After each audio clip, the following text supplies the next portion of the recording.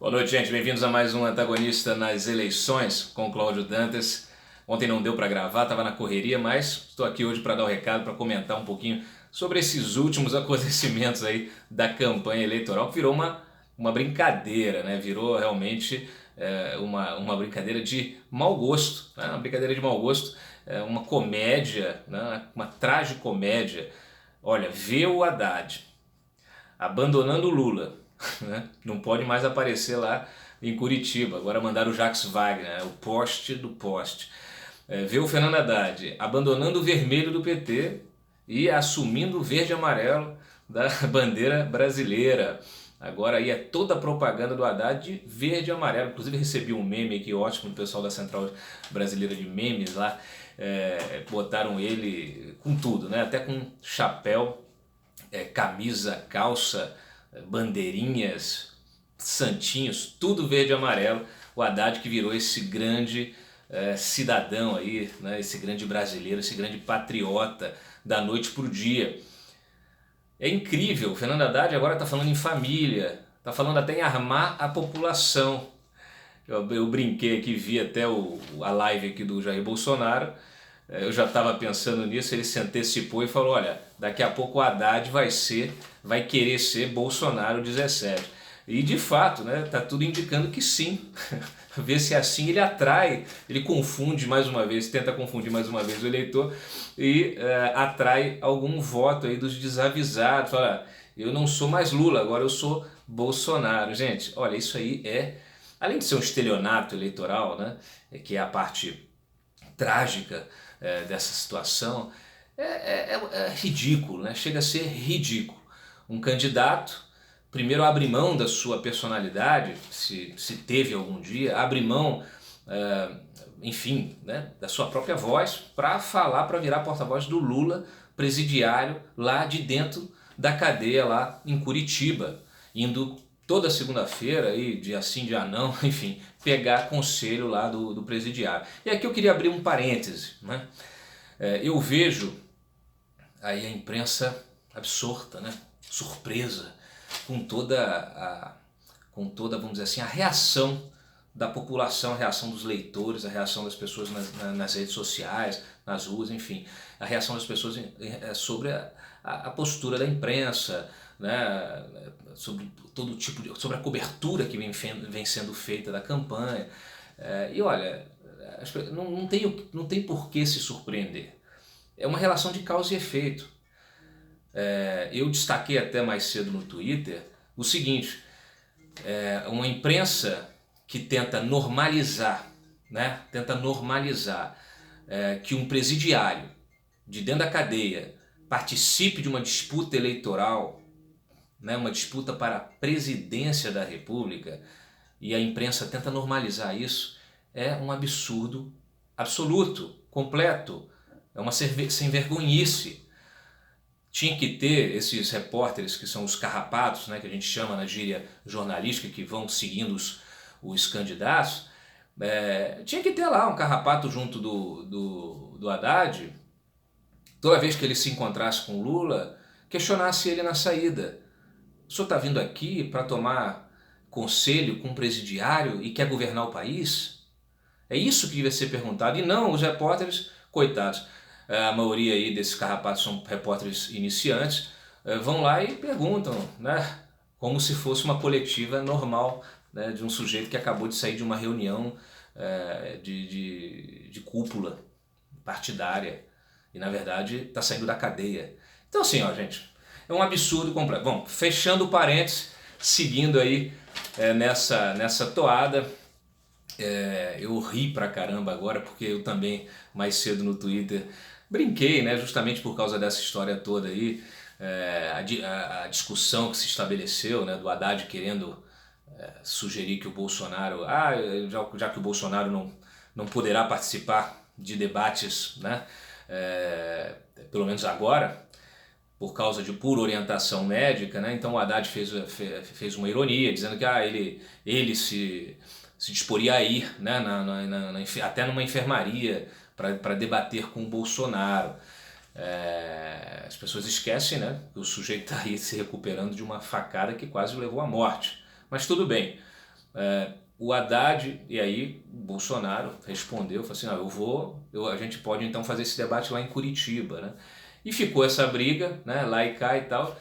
Aí me veio na cabeça uma coisa que era justamente assim, olha, já que as perguntas estão sendo feitas de forma pública, né, não vai ter um embate, talvez não tenha esse debate, ou se tiver esse debate, que seja feita a pergunta para o Haddad, que é assim, olha, como é que você pretende combater aí, como presidente, né, quando a gente se fala de segurança pública, como é que você pretende evitar que condenados continuem comandando o crime de dentro da cadeia, né? Uma brincadeira.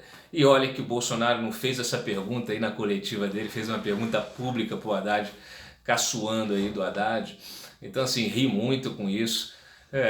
Realmente aí a gente, né, só nos resta rir, né, disso tudo, mas claro, sempre atentos, né? Atentos. Hoje eu trouxe aí mais algumas matérias importantes, inclusive mostrando lá que a casa, né, na semana passada eu contei da casa que o Haddad está morando, que ele fez uma puta reforma quando ele era prefeito, e não paga o IPTU, tem IPTU atrasado, não passa a casa para o nome dele, a casa continua em nome da mãe.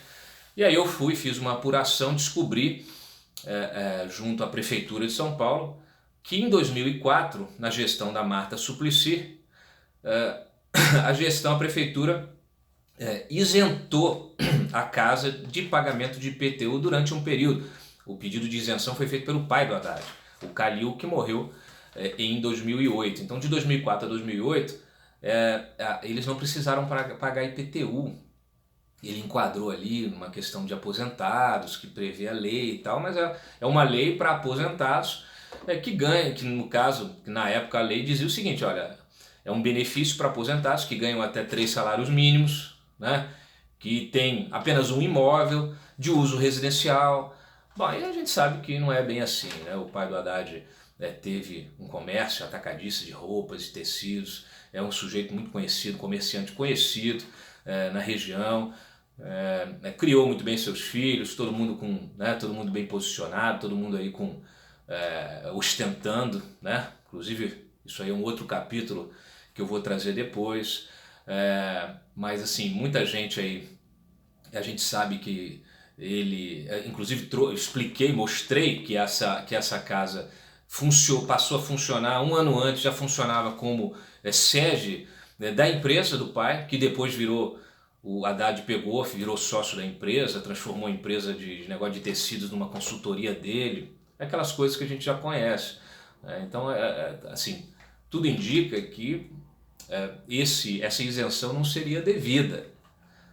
E com a palavra o Haddad, que explique, né? Mais uma vez, gestão Marta Suplicy, então no PT, concedendo esse benefício aí de isenção de IPTU para o pai do Haddad, na ocasião lá, nesta casa, justamente nessa residência que depois o Haddad reformaria aí.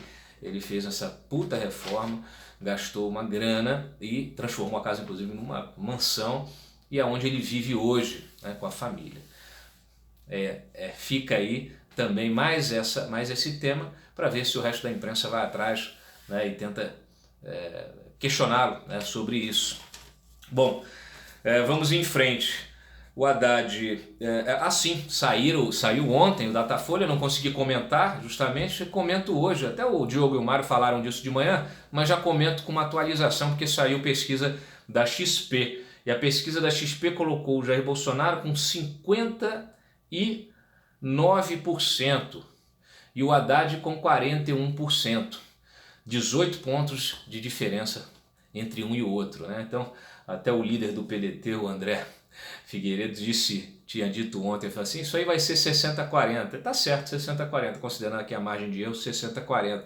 O Datafolha ontem deu 58 a 42, né? Tentou aí jogar um pouco para baixo na margem de erro pro Bolsonaro, um pouco para cima na margem de erro do Haddad, mas continua sendo uma diferença de 16 pontos percentuais enorme, né? Um mundo de votos, um país inteiro aí, muito voto, e se torna absolutamente impossível do Haddad reverter isso aí Porque esses votos, gente, é voto do pessoal que já apoia o Bolsonaro há muito tempo, é voto de brasileiros que não querem mais o PT de jeito nenhum, que acordaram, né, foram acordados, chacoalhados pela Lava Jato, e entenderam que passamos aí 13 anos governados por uma quadrilha, pelo crime organizado, né? Então essas pessoas despertaram, elas despertaram e resolveram que não querem mais saber de PT. Então não importa, seja qual for o candidato. Torcem para que o Bolsonaro faça um governo realmente coerente, que ponha as reformas em curso aí, né, que realmente consiga aprovar no Congresso. Agora vai ter aí uma bancada importante, né? O PSL fez 51 deputados, no Senado fez 4, tem feito alianças importantes, já comentei aqui antes, né? Fugindo da banca, do balcão de negócios dos chefes partidários e indo diretamente nos deputados, nos senadores, tentando criar uma aliança em cima de grandes temáticas, de bancadas, né? Bancadas do agronegócio, evangélica, católica, bancada da segurança pública, enfim, justamente reunindo essas pessoas em cima de grandes temas. A gente espera que tenhamos aí bancada da educação, bancada da saúde, é isso que, né, que o povo quer, que o povo precisa, é isso que a sociedade precisa. E, obviamente, então, que governe sem roubar.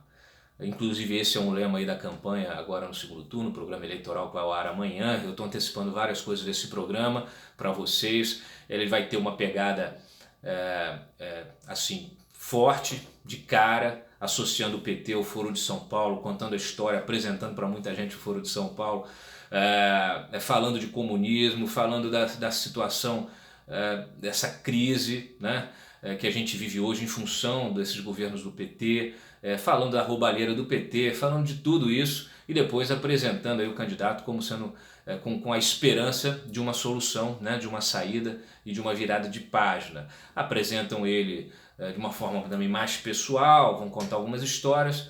É um programa eleitoral. A gente sabe que o programa eleitoral, o marqueteiro sempre trabalha em cima da emoção, né? Então é notícia pra gente, é notícia para jornalista, mas é um programa eleitoral. Então vai ao ar amanhã, vamos ver o impacto que isso tem no eleitorado também, se é que terá algum impacto, porque a gente sabe que a TV está muito desprestigiada pelos eleitores, né? Então é isso. Então, olha, temos essa onda enorme, uma onda também conservadora, um eleitor conservador, um eleitor que também não quer mais esse tipo de patrimonialismo, né? Ou essa economia dirigida para os amigos do rei, né? Então é um eleitorado que quer, inclusive o pessoal do mercado, que quer uma economia aberta, liberal, um Estado menor, né? Então tudo isso, gente, sem corrupção, né? Mais uma vez, tudo isso é a expectativa. A gente espera que sim, né? Estaremos aqui para fiscalizar. Trouxe ontem algumas novidades, né? Eliana Calmon aí apoiando a bandeira aí, apoiando o Bolsonaro por duas bandeiras, né? Ela entrou num compromisso com ele se comprometeu com ela, de que vai fazer uma defesa mais enfática aí das mulheres e também do combate à corrupção no judiciário, que é uma bandeira antiga, uma bandeira importantíssima da Eliana Calmon, que foi corregedora nacional, que foi ministra do STJ e que tem isso na vida dela como uma referência. Então, parabéns aí, vamos ver de que maneira ela pode contribuir com isso e como que o candidato também vai colocar isso em prática, né? Não sei se ela vai participar de um governo, tem muitos cargos ainda em aberto, teremos ministérios reduzidos, mas é lógico que sempre tem espaço para colaboração, seja ela direta ou indireta, né? Então, teve também, anunciei também em primeira mão ontem, hoje é que o resto da imprensa está repercutindo, essa história do Bolsonaro aí, que resolveu pagar o 13º do Bolsa Família. A gente sabe, gente, que isso é uma jogada com público dirigido, né? Com alvo, tendo como alvo o eleitor do Nordeste. A gente sabe. É assim que o Lula fez, é assim que o PT gosta de fazer. A própria Marina já tinha vindo com essa ideia na eleição de 2014, o Lindbergh propôs isso como lei, como projeto no Senado no ano passado, e o Bolsonaro resolveu pegar isso aí, disse que inclusive foi ideia do Mourão, aprovou, o Paulo Guedes aprovou, eles entraram no entendimento, hoje ele explicou isso, ontem a gente antecipou também essa explicação, dizendo que ele vai combatendo as fraudes, que ele estima em 30% do programa, ele usa essa sobra de recursos para pagar o 13º.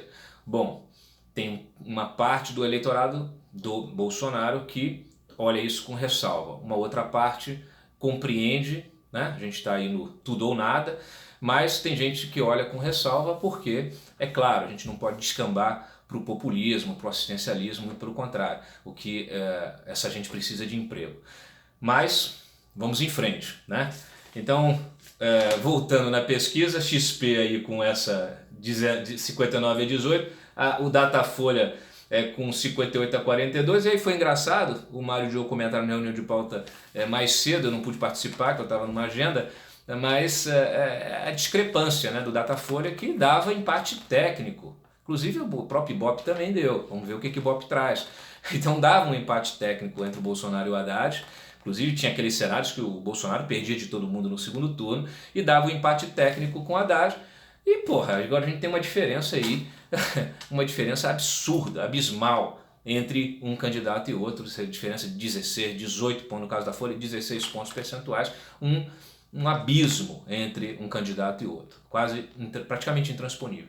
Então, é aquela velha história, né? E lembrando que o Instituto Paraná, na pesquisa que foi encomendada pela revista Cruzoé, inclusive pesquisa que a gente divulgou naquela live que eu participei em São Paulo na sexta-feira antes da eleição, essa diferença já estava posta.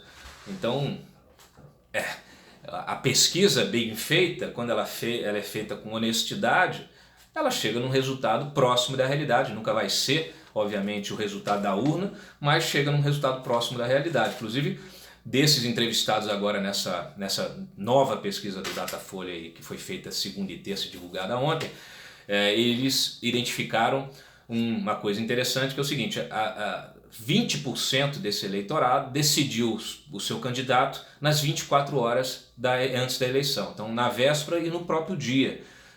A soma dos dois, 20%. É muita gente. Então é muita gente que na hora de ser entrevistado acaba sendo induzido a escolher um candidato.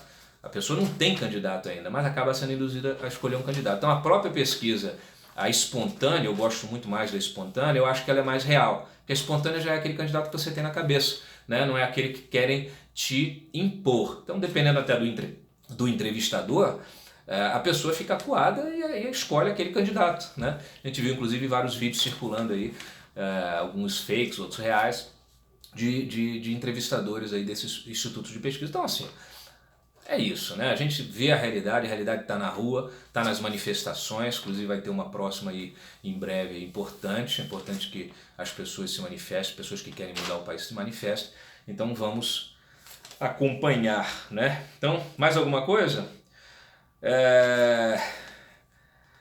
Bom, é isso. A gente vai explorando aí os detalhes desse programa insano do PT também, né? Que só mostram, né, a inviabilidade de um governo petista, seja ele qual for, a sanha dessa gente por poder, por dominar as instituições, fazer com que as instituições se dobrem, né? Sobre elas, né? Diante delas, né? E isso é muito grave.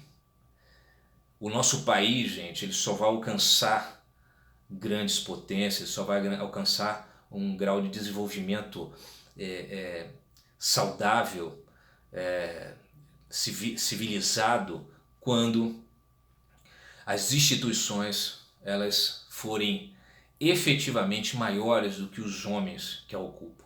Quando a gente tiver um Supremo em que ministros se submetam à Constituição e não se sobreponham a ela, em que ministros guardem silêncio e respeito à Constituição e às leis e àquilo que é julgado.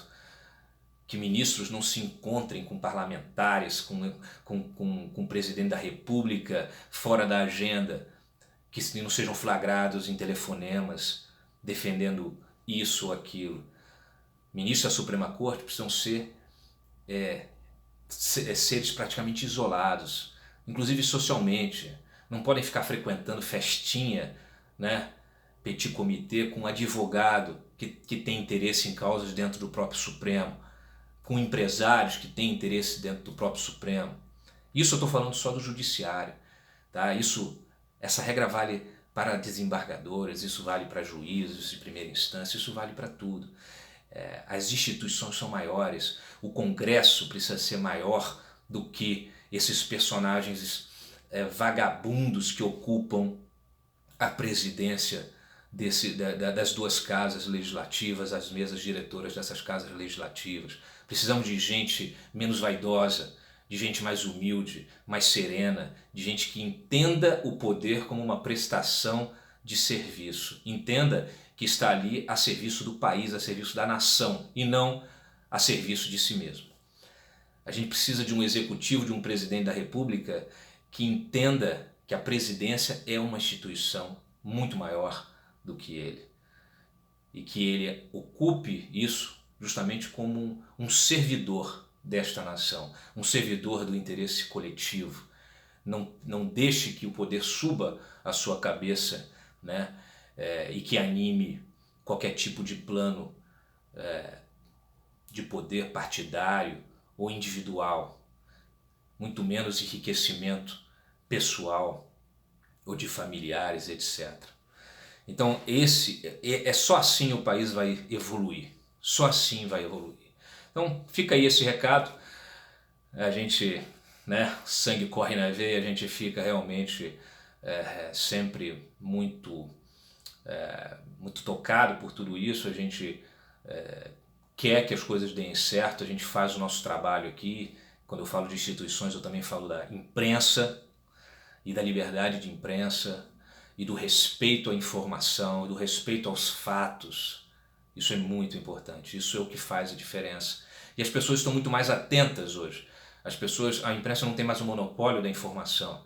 Então, não adianta você tentar impor uma mentira, ela será desmascarada e ela vai virar contra a pessoa que publicou aquela mentira. Então, ao mesmo tempo, a verdade ela deve ser reconhecida pelas pessoas. Se tem fato, se tem prova, se tem a verdade, se aquilo está exposto de uma maneira irrefutável, a gente não pode também deixar de acreditar naquilo simplesmente porque alguém falou pra gente que aquilo é mentira, né? A gente entra naquela história da pós-verdade, cada um com a sua versão, né? A pessoa acredita naquilo que quer. Então isso também não pode acontecer. Bom, a gente faz o nosso papel como profissional, como jornalista, né? Como cidadão também. Espero que todos nós possamos participar mais efetivamente nessa transformação. E é isso, e fica esse o recado. Muito obrigado mais uma vez pela audiência, pela paciência. Curtam o canal, espalhem para os amigos, me acompanhem lá nas redes sociais, Twitter, Facebook, Instagram. E bom, mandem suas questões, suas perguntas. Eu estou organizando aqui uma entrevista com o Jair também, Jair Bolsonaro também. E será muito bom ter a colaboração de todos nisso. Um abraço a todos e até o próximo programa. Um bom feriado.